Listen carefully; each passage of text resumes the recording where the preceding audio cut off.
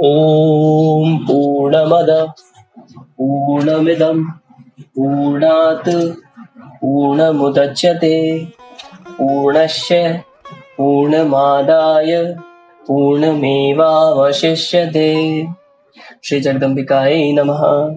तो आज हम जगत जननी मां अम्बा की कृपा से षष्ठ स्कंद के 8वें अध्याय का पठन और श्रवण शुरू करने जा रहे हैं, जिसमें इंद्राणी को बृहस्पति की शरण में जानकर नहुष का क्रुद्ध होना, देवताओं का नहुष को समझाना, बृहस्पति के परामर्श से इंद्राणी का नहुष से समय मांगना, देवताओं का भगवान विष्णु के पास जाना और विष्णु का उन्हें देवी को प्रसन्न करने के लिए अश्वमेध यज्ञ करने को कहना, बृहस्पति का शची को भगवती की आराधना करने को कहना, शची की आराधना से प्रसन्न होकर देवी का प्रकट होना और शची को इंद्र का दर्शन होना वर्णित है।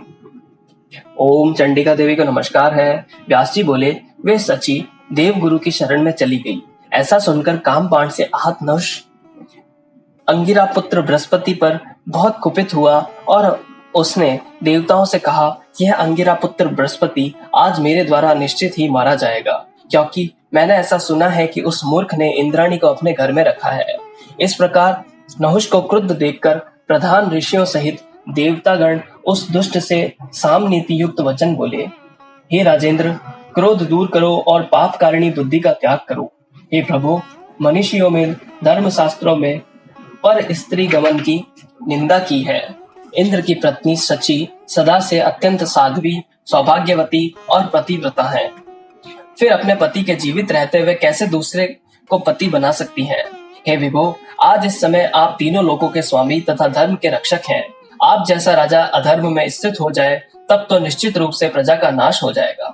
राजा को इस प्रकार सदाचार की रक्षा करनी चाहिए। यहाँ स्वर्ग में तो शची के सदृश सैकड़ों प्रमुख अप्सराएं हैं। महात्माओं ने रति को ही श्रृंगार का कारण बताया है। बल प्रयोग किए जाने पर तो रस की हानि ही होती है। हे नृपश्रेष्ठ, जब स्त्री पुरुष दोनों में एक समान प्रेम रहता है तभी उन दोनों को अधिक सुख प्राप्त होता है। अतः हे देवेंद्र, पर स्त्री गमन की यह भावना छोड़ दीजिए और श्रेष्ठ आचरण कीजिए, क्योंकि आपको इंद्र जैसा अति श्रेष्ठ पद प्राप्त है। हे राजन, पाप से संपत्ति का क्षय होता है और पुण्य से महान वृद्धि होती है। इसलिए पाप कर्म छोड़कर सात्विक बुद्धि का आश्रय लीजिए। नहुष ने कहा, हे देवताओं, जब देवराज इंद्र ने गौतम की पत्नी के साथ और चंद्रमा ने बृहस्पति की पत्नी के साथ अनाचार किया था, तब तुम लोग कहाँ थे? लोग दूसरों को उपदेश देने में बहुत कुशल होते हैं, परंतु उपदेश देने वाला तथा उसका पालन करने वाला पुरुष दुर्लभ होता है। हे देवताओं, वह सची मेरे पास आ जाए, इसमें आप सबका परम कल्याण है। इससे आपको भी अत्यंत सुख मिलेगा। अन्य किसी भी प्रकार से मैं संतुष्ट नहीं होऊंगा, यह मैं तुम लोगों से कह रहा हूँ। इसलिए विनय से या बलपूर्वक तुम लोग उसे शीघ्र ही मुझे प्राप्त कराओ। उसकी ये बात सुनकर भयभीत देवताओं और मुनियों ने उस कामातुर नहुष से कहा, हम लोग साम नीति से इंद्राणी को आपके पास लाएंगे। ऐसा कहकर वे लोग बृहस्पति के निवास पर चले गए। व्यास जी बोले, तदंतर वे देवगण अंगिरा के पुत्र बृहस्पति के पास जाकर हाथ जोड़कर उनसे बोले, हमें ज्ञात हुआ है कि इंद्राणी को आपके घर में शरण प्राप्त है। उन्हें आज ही नहुष को देना है, क्योंकि वह इंद्र बना दिया गया है। यह सुलक्षणा सुंदरी उन्हें पति के रूप में वर्ण कर ले। यह दारुण वचन सुनकर बृहस्पति ने देवताओं से कहा, मैं शरण में आई हुई इस पतिव्रता शची का त्याग नहीं करूंगा।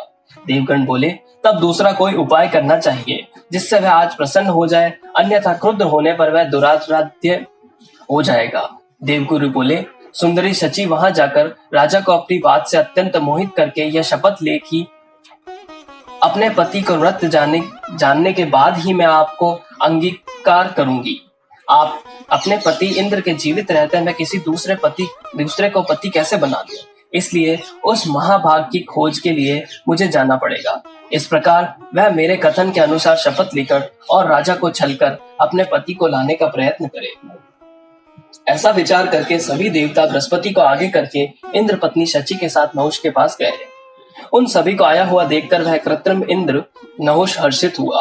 उस शची को देखकर वह आनंदित हो गया और प्रसन्नता पूर्वक बोला, हे प्रिय, आज मैं इंद्र हूँ। हे सुंदर नेत्रों वाली, मुझे पति रूप में अंगीकार करो। मैं देवताओं के द्वारा संपूर्ण लोक का पूज्य बना दिया गया हूँ। नहुष के ऐसा कहने पर शची ने लज्जित होकर कांपते हुए कहा, हे राजन, हे सुरेश्वर, मैं आपसे एक वर प्राप्ति की इच्छा करती हूँ। आप कुछ समय तक प्रतीक्षा करें, जब तक मैं यह निर्णय कर लूं कि मेरे पति इंद्र जीवित हैं या नहीं, क्योंकि इस बात का मेरे मन में संदेह है। मन में इसका निश्चय करने के अनंतर मैं आपकी सेवा में उपस्थित होंगी। हे राजेंद्र, तब तक के लिए आप क्षमा कीजिए। यह मैं सत्य कह रही हूँ। अभी यह ज्ञात नहीं है कि इंद्र नष्ट हो गए हैं या कहीं चले गए हैं। इंद्राणी के ऐसा कहने पर नहुष प्रसन्न हो गया और ऐसा ही हो यह कहकर उसने उन देवी शची को प्रसन्नता पूर्वक विदा किया।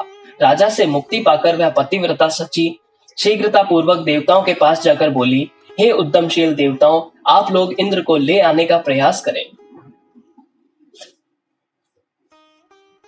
हे नृपश्रेष्ठ, इंद्राणी का पवित्र और मधुर वचन सुनकर सभी देवताओं ने एकाग्र होकर इंद्र के विषय में विचार विमर्श किया। तदंतर वे वैकुंठ लोक जाकर शरणागत वत्सल आदि देव भगवान जगन्नाथ की स्तुति करने लगे। उन वाक्पटु विशारद देवताओं ने उद्विग्न होकर इस प्रकार कहा, हे देवादिदेव, ब्रह्म हत्या से पीड़ित देवराज इंद्र सभी प्राणियों से अदृश्य होकर कहीं रह रहे हैं। हे प्रभु, आपके परामर्श से ही उन्हें ब्राह्मण वृत्रासुर का वध किया था, तब ब्रह्म हत्या कहाँ हुई? हे भगवान, आप ही उनकी और हम सबकी एकमात्र गति हैं।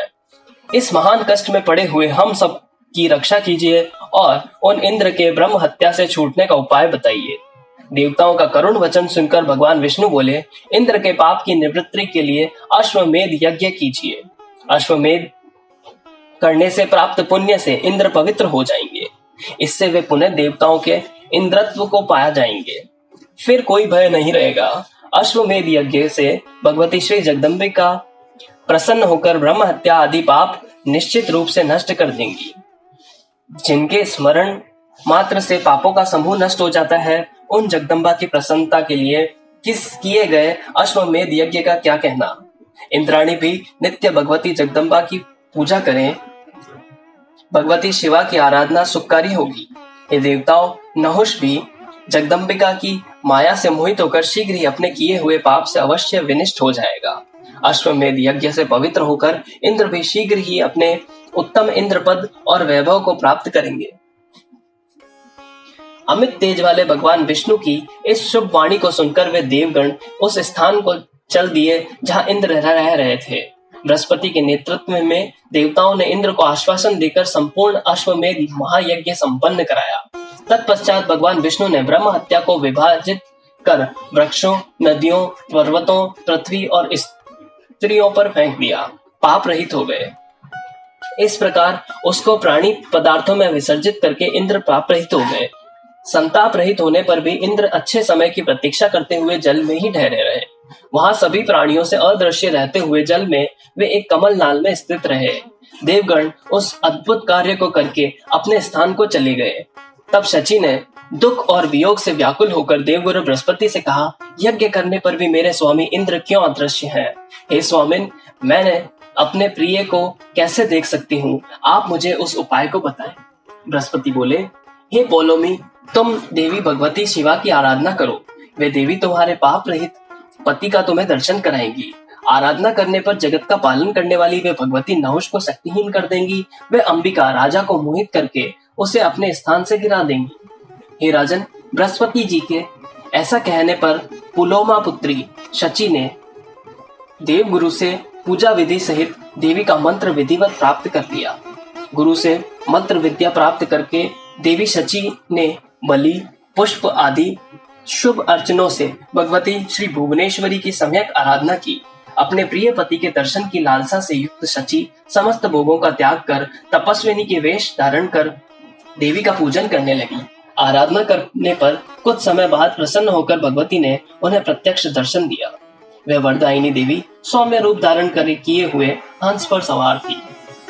वे करोड़ों सूर्यों के समान प्रकाशमान, करोड़ों चंद्रमाओं के समान शीतल, करोड़ों विद्युत के समान प्रभा से युक्त और चारों वेदों से समन्वित थी। उन्होंने अपनी भुजाओं में पाश, अंकुश, अभय तथा वर मुद्राएं धारण कर रखी थी। वे चरणों तक लटकती हुई स्वच्छ मोतियों की माला पहने हुए थी। उनके मुख पर मधुर मुस्कान थी और वे 3 नेत्रों से सुशोभित थी।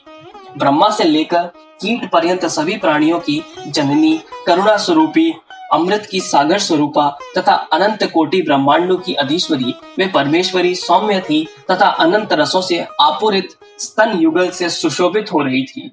सबकी अधीश्वरी, सब कुछ जानने वाली, कूटस्थ और बीजाक्षर स्वरूपिणी वे भगवती उद्यमशील इंद्र पत्नी शची से प्रसन्न होकर मेघ के समान अत्यंत गंभीर वाणी के द्वारा उन्हें परम हर्षित करती हुई कहने लगी। देवी बोली, हे सुंदर कटिक प्रदेश वाली इंद्र प्रिय, अपना अभिलषित वर मांगो। तुम्हारे द्वारा सम्यक प्रकार से पूजित मैं अत्यंत प्रसन्न हूँ। मैं तुम्हें आज वरदान दूंगी। मैं वर प्रदान करने के लिए आई हूँ। मेरा दर्शन सहज सुलभ नहीं है। करोड़ों जन्मों की संचित पुण्य राशि से ही इसे प्राप्त होता है।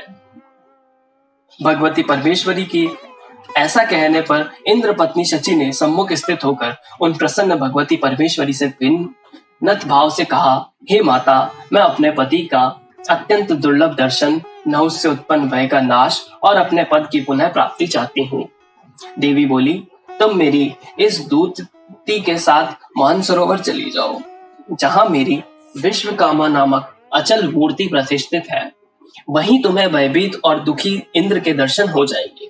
कुछ समय बाद मैं पुनः राजा को मोहित करूंगी। हे विशालाक्षी, तुम शांत चित्त हो जाओ। मैं तुम्हारा अभिलषित कार्य करूंगी। मैं मोहग्रस्त राजा नहुष को इंद्र पद से गिरा दूंगी। व्यास जी बोले, तदंतर इंद्र पत्नी को लेकर देवी की दूती ने शीघ्रता पूर्वक उनके पति इंद्र के पास पहुंचा दिया।